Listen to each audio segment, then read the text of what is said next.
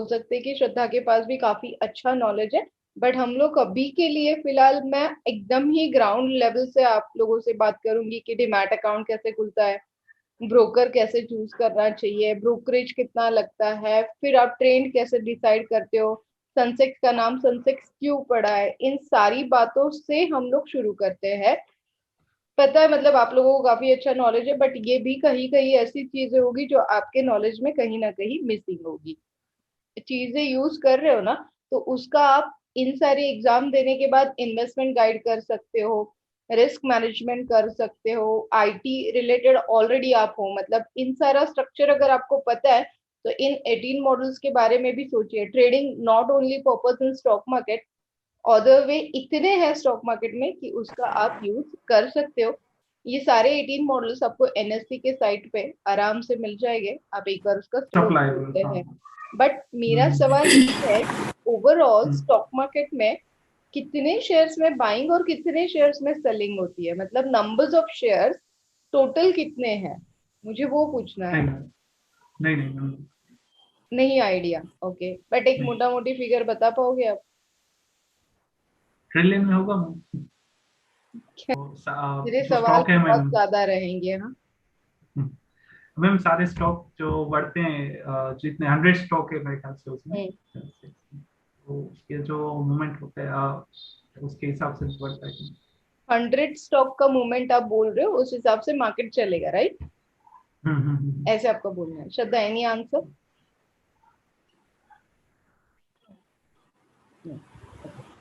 Fine.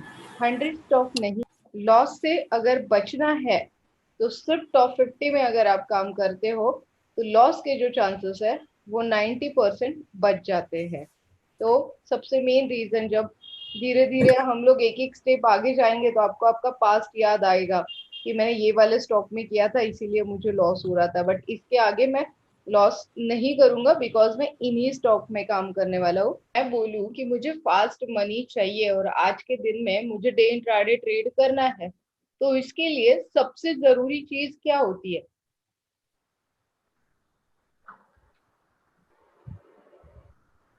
पहले तो ma'am demat account होना चाहिए। वो हो गया ना, डीमैट अकाउंट ले लिया हमने, हाँ। टॉप हम्म, के शेयर्स ले लिए हमने, डिसाइड कर लिया डे इंट्राडे फ्यूचर ऑप्शंस, कुछ भी करना है तो हम लोग उसी टॉप 50 में ही करेंगे। अब मुझे आज के दिन में ट्रेड करना है, जब मुझे आज के दिन में ट्रेड करना है तो सबसे पहले जो मेरे दिमाग में आनी चाहिए वो चीज कौन सी होगी? पहले मैम न्यूज़ देख लेंगे, बेसिक जो स्टॉक रिलेटेड है, ग्लोबल क्यूज क्या है, राइट। मेन, और क्रूड क्रूड की सिचुएशन क्या है। हम्म। इससे और मतलब अगर समझ लीजिए आपने आज के लिए क्रूड देख लिया, ठीक है, तो फिर आप क्रूड से क्या गेस करोगे? क्रूड में अभी हम इंपोर्ट करते हैं ज्यादा। हम्म। 90%, 70-80% इंपोर्ट होता है। राइट। तो जो हमारा इंपोर्ट, अगर क्रूड की वैल्यू बढ़ जाती है तो हम कॉस्टिंग बढ़ जाएगा हमारे यहाँ पे। हम्म। और वो हमारा जो कॉस्टिंग बढ़ जाएगा उसके हिसाब से हम वो रेशियो बोलते हैं, हम उसको गुजराती में मोघवारी बोलते हैं, जो बढ़ जाती है उसकी, वो पूरा स्टॉक मार्केट को इफेक्ट करती है। इन्फ्लुएंस रेट जो बोलते हैं, ठीक है, तो उसके पर्टिकुलर उसके ऑयल हिसाब। सेक्टर पे इसका असर पड़ेगा या ओवरऑल मार्केट पे पड़ेगा? हम वैसे तो मैम ओवरऑल। और ओवरऑल पे पड़ेगा, क्योंकि वो ऑयल ट्रांसपोर्ट में भी यूज होता है, जनरल पर्पस में भी यूज होता है, और उसके हिसाब से हमारी नॉर्मल वेजिटेबल्स की भी प्राइस बढ़ जाएगी। ठीक है। तो एक नॉर्मल पब्लिक भी टारगेट हो जाएगी उसमें।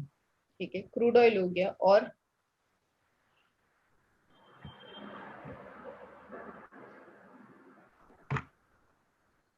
क्या देखोगे आप?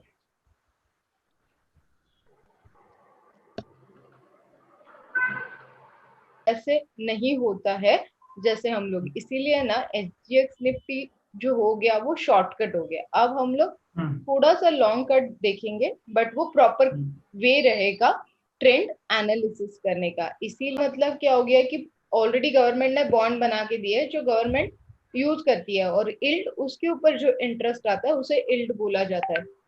अब इल्ड अगर मिल रहा है आपको, मतलब लाइक इंटरेस्ट अगर मिल रहा है और वो भी फिक्स मिल रहा है और ज्यादा मिल रहा है, तो लोग एफआईज वाले लोग यहाँ से पैसे निकाल के वहां पे शिफ्ट हो सकते हैं। वो इनसिक्योरिटी की वजह से लास्ट वीक से हम लोग देख रहे हैं कि मार्केट डाउन है, तो इसीलिए हमें उनका मार्केट देखना बहुत जरूरी होता है। ओके, सो कभी सोचा कि अगर मैं खुद का डिसीजन लूं, मतलब लाइक आप कभी आपके दिमाग से भी आपने स्टॉक खरीदे, या फिर स्क्रीन के सामने आप बैठे हो, मूवमेंट आपने देखी है स्टॉक की और वो आपने खरीदा और उसमें आपको बेनिफिट हुआ है, ऐसे कभी हुआ है? अभी 1 साल से मैंने कोई टिप नहीं ली। Okay, good. जो भी लॉस कर रहा हूँ सेल्फ से कर रहा हूँ, और प्रॉफिट कर रहा हूँ सेल्फ से कर रहा हूँ। अभी डिपेंडेंट नहीं हूँ कि ये इसका कॉल आएगा तो ही मैं ट्रेड करूंगा। पहले ऐसा था। वही मैं बोल रही हूँ ना, अभी अभी जो मैं आपको टेक्निक्स दे रही हूँ ना, तो वो मैं टोटली आपको डिपेंडेंट, किसी के ऊपर डिपेंड नहीं रख रही हूँ, आप खुद के ऊपर डिपेंड रहोगे। आपका मन किया आपने खरीदा, आपका मन किया आपने बेचा। अब इसमें ना पूरी अथॉरिटीज, पूरा जो ब्रेन है ना, वो आपका लगने वाला है। वो बहुत जरूरी होता है, इसीलिए वो कैसे आप ट्रेड ना करें। आपने मुझे कल ही रिलायंस के लिए पूछा, बट मैंने आपको मना किया कि एटलीस्ट 15 दिन पूरा सीख लीजिए, ऑन पेपर हर चीज नोट डाउन कर लीजिए कि क्या हो रहा है, क्या नहीं हो रहा है, क्यों हो रहा है। मैं जो लॉजिकल चीजें बोल रही हूँ या फिर मैं कुछ इनलॉजिकल बोल रही हूँ, तो वो भी आप एक बार क्या बोलते हैं उसे, कि एक बार आप चेक कर लीजिए सारी चीजें। फिर 15 दिन के बाद जब आप मार्केट में आओगे ना, तो फ्रेश मूड से आओगे। फीस तो निकल जाएगी, फीस का कोई टेंशन नहीं है, फीस आप एक दिन में निकाल लोगे। बट जो कॉन्फिडेंस आपका लाइफ लॉन्ग रहेगा ना, वो बहुत मेरे लिए जरूरी रहेगा। आप ट्रेड करना चाहते हो तो आपके पास 5 से 10 स्टॉक तो आराम से है, जो जो आपको पता है, जैसे बीपीसीएल एचपीसीएल आपको पता है, आपने बताया टाइटन आपको पता है, आपने बताया मुझे ओएनजीसी पता है, इन्फोसिस आपने बताया, एचसीएल टेक आपने बताया। ये नॉन कंपनीज में अगर आप सिंपल सा ऑब्जर्वेशन करके कल के दिन में ऑन पेपर भी ट्रेड करोगे ना, तो आपको आराम से बेनिफिट होगा।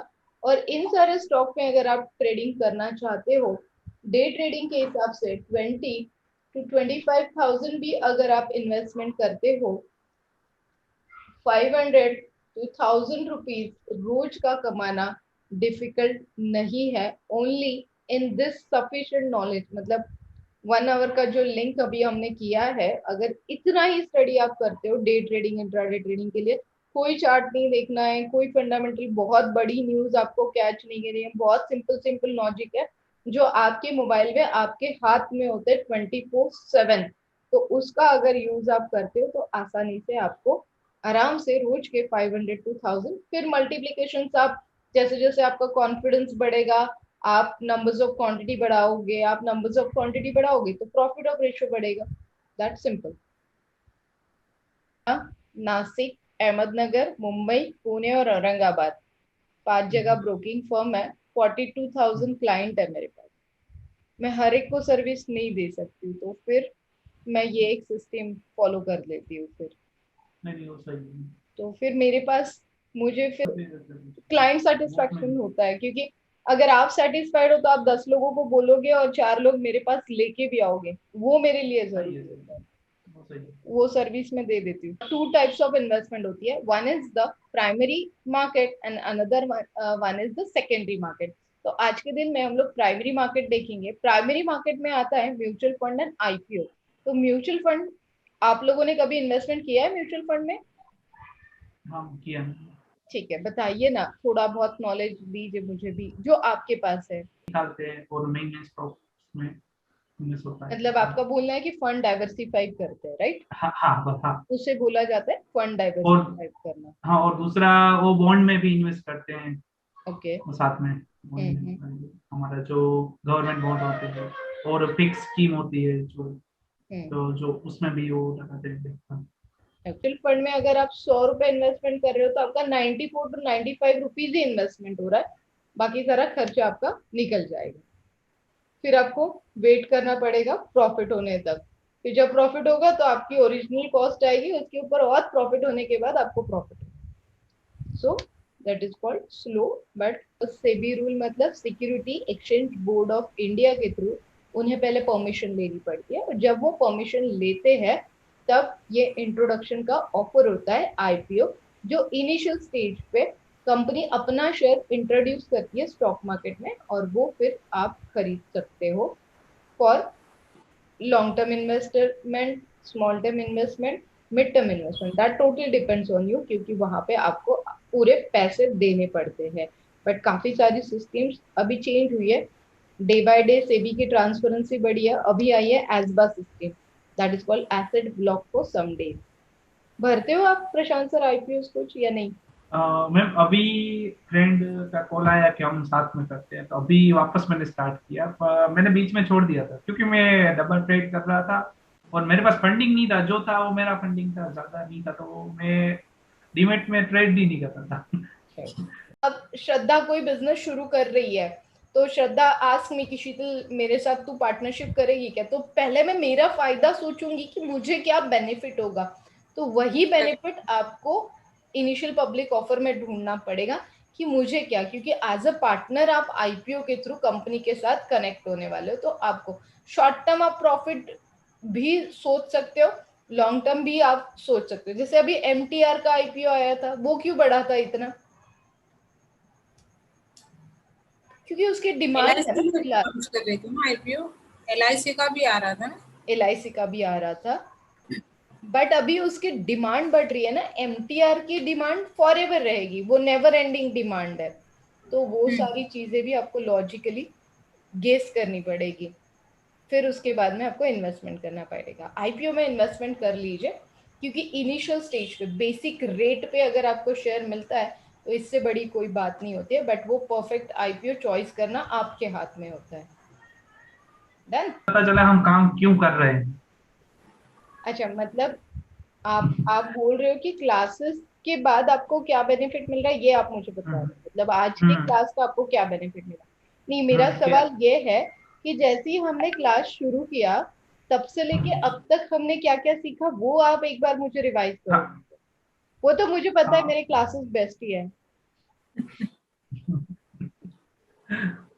मतलब ट्रेंड आप फॉलो करते थे या कितनी चीजें आप फॉलो करते थे इसमें से? मैं ग्लोबल क्यूज देख रहा था। अभी ग्लोबल क्यूज काम नहीं कर रहे क्योंकि अभी डाइवर्सिफाई मार्केट चल रहा हुआ उसमें से इतना एक कंफर्म हो गया कि हर एक का शेयर मार्केट का एक्सपीरियंस इंडिविजुअल ही होता है, हर एक का अलग है, तो इसलिए दूसरों का सुन के या ये नॉलेज गेन करना बहुत डिफरेंट है और खुद अपना नॉलेज कलेक्ट करना बहुत डिफरेंट आहे. कारण बरेच मी एक्सपिरियन्स ऐकले की प्रत्येकाचे वेगवेगळे एक्सपिरियन्सेस आहेत. यस, यस, मग बेटर आहे की आपलं स्वतःचं नॉलेज कलेक्ट करावं आणि मग त्याच्यामध्ये एंट्री करावं. ऑलवेज ऑलवेज बेटर, इसीलिए तो मैंने वही बोला ना कि मैं आपको किसी के ऊपर डिपेंड नहीं रखती हूँ, मतलब लाइक आई नो कि प्रशांत सर आप गुजरात से हो, Gujarat is born for the traders, मतलब मैं हमेशा बोलती हूँ कि मैं आप लोगों से बहुत कुछ सीखती हूँ, बट आज बहुत सिंपल मैंने बेसिक, मैंने आपको वही परसों भी बोला था कि आप सीधा फोर्थ फ्लोर पे हो, आप हम लोग ग्राउंड फ्लोर पे जाना शुरू नहीं करो। नहीं सही। और मैं आपको बोलूं, मेरा पहला आईपीओ मैंने भरा था ना, डी मार्क भरा था। हम्म। और मुझे लगा था ग्रेट। उसका ग्रे मार्क, हाँ वो ग्रे मार्केट चल रहा था। मुझे तब पहली बार मैं शेयर मार्केट में आया था डी मार्ट के आईपीओ के साथ। मेरे एक फ्रेंड ने बोला कि मैं एप्लीकेशन बीट कर लेता हूँ, हम उसको बेच देंगे, रखना नहीं है, कि हम उसको बीट करके बेच देंगे। तो मैंने 1200 में एप्लीकेशन बेच दी थी उस ग्रे मार्केट में। तब ग्रेट। 1200 रुपये मेरे पास, 1200 मेरे पास आए थे ना, तब मुझे लगा यार सिर्फ हमें एक दिन पैसा लगाने का 1200 दे रहे हैं लोग, यार कितनी बड़ी बात। तो मैंने 10 बीट लगा के 12,000 ले लिए थे। उसको बाद में वो डीमार्ट हुआ 15 का 30, मेरे ख्याल से डबल ही ओपन हुआ था उस टाइम पे। तब मुझे लगा कि हमने, क्योंकि तो ये और बीट करने के टाइम ये आपने बोला, ये इन्फॉर्मेशन मैंने देखी ही नहीं थी कि, और बाद में मुझे पता चला, मैंने यूट्यूब में वीडियो देखे कि उनकी जो लैंड है वो खुद की रेत है, परचेस करना स्टार्ट कर दिया था राधा कृष्ण दमानी ने पूरा, वो उसका। का जो ओनर है ना वो बहुत स्ट्रांग और बहुत बिजनेस माइंडेड है, सबसे मेन हाँ, थिंग है। और 1992 से उसने जो ग्रो किया है जब मार्केट क्रैश। मतलब रिलायंस से क्या सीखने के लिए पता है, लॉकडाउन का पीरियड था, सभी लोग वरीड थे कि अब अपना बिजनेस कैसे ग्रोथ करें, बट आपने देखा उन्होंने एयर से पैसे कलेक्ट किए, मतलब उसे प्रॉपर बिजनेस मैन बोलते हैं, मतलब रिलायंस वालों ने जो किया ना वो बहुत अमेजिंग किया, मतलब डेबिट फ्री कंपनी कर खुद की कर ली, खुद का स्टेक बेच दिया उन्होंने लोगों स्टेक को। बेच बेच। बट क्यों बेचा कि डेबिट फ्री हो गई, मतलब उनको पता था कि अभी लॉकडाउन है, अपना काम कम हो सकता है, बढ़ सकता है, कुछ भी हो सकता है, क्योंकि 1939 में सेम पोजीशन आई थी। उस टाइम पे क्या किया लोगों ने, वही वो स्ट्रैटेजी उन्होंने टैली करके अपना दिमाग लगा के, उसे बोलते हैं मास्टरमाइंड। इसीलिए मैं उनको बहुत फॉलो करती हूँ, मैं उनकी बहुत रिस्पेक्ट, तो खैर उनकी कोई भी करेगा क्योंकि है मार्केट के दिग्गज है, बट ये जो मास्टरमाइंड जो यूज किया है ना, वो बहुत परफेक्ट यूज किया है। काफी सारी डेबिट फ्री कंपनीज है, बट उसमें अगर आप रिलायंस की बात करोगे तो बहुत अच्छा, अच्छे टाइम पे दिमाग यूज करके उन्होंने किया है। काफी सारी, मैं वही बोल रही हूँ ना, काफी सारी डेबिट फ्री कंपनी है, बट तब जाके लोगों को पता चला कि डेबिट फ्री कंपनीज होती क्या है। तब तक किसी को पता नहीं था कि डेबिट फ्री कंपनीज क्या होती है। आपने कल का वीडियो देखा होगा तो अडानी का न्यूज दिया था, आज अपर सर्किट लगा है, तो वो तो मेरा फंडामेंटल स्टडी है, वो मैंने बहुत अच्छे से फंडामेंटल निकाला।